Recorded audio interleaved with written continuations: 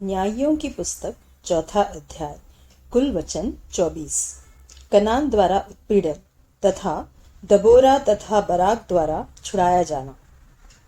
जब एहूद मर गया तब इस्राएलियों ने फिर यहोवा की दृष्टि में बुरा किया, इसलिए यहोवा ने उनको हासोर में विराजने वाले कनान के राजा याबीन के अधीन में कर दिया, जिसका सेनापति सीसरा था, जो अन्य जातियों की हरोशेत का निवासी था। तब इस्राएलियों ने यहोवा की दुहाई दी, क्योंकि सीसरा के पास लोहे के 900 रथ थे और वह इस्राएलियों पर 20 वर्ष तक बड़ा अंधेर करता रहा।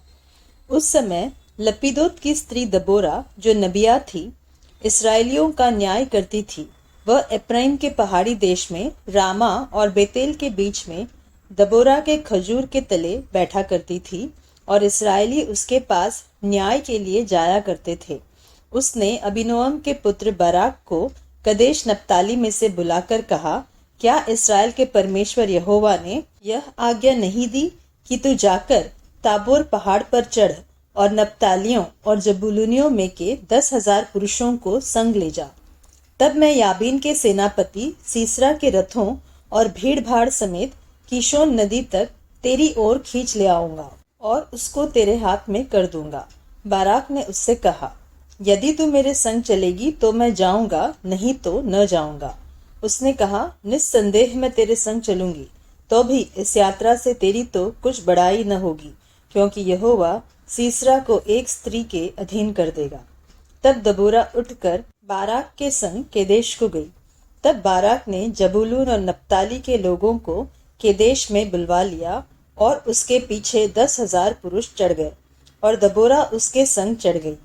हेबेर नाम केनी ने उन केनियों में से, जो मूसा के साले होबाब के वंश के थे, अपने को अलग करके केदेश के पास के सानन्नीम के बांज वृक्ष तक जाकर अपना डेरा वहीं डाला था।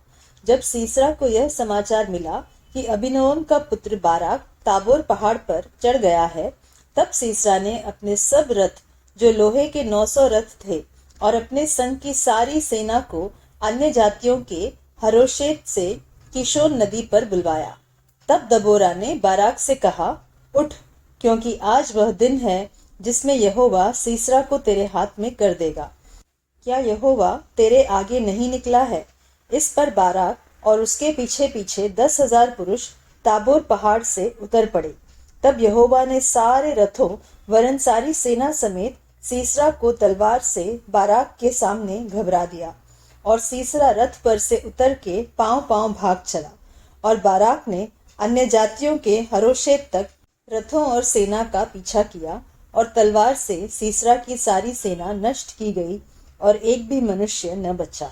परंतु सीसरा पांव पांव हेबेर केनी की स्त्री याएल के डेरे को भाग गया, क्योंकि हासोर के राजा याबीन और हेबेर केनी में मेल था।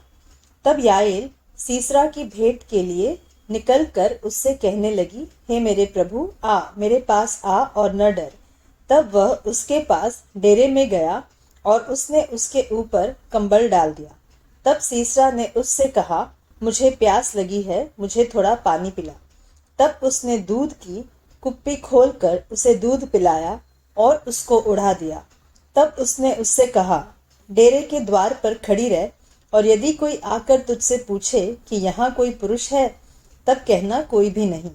इसके बाद हेबेर की स्त्री याएल ने डेरे की एक खूंटी ली और अपने हाथ में एक हथौड़ा भी लिया, और दबे पांव उसके पास जाकर खूंटी को उसकी कनपटी में ऐसा ठोक दिया कि खूंटी पार होकर भूमि में धंस गई। वह तो थका था ही, इसलिए गहरी नींद में सो रहा था, सो वह मर गया।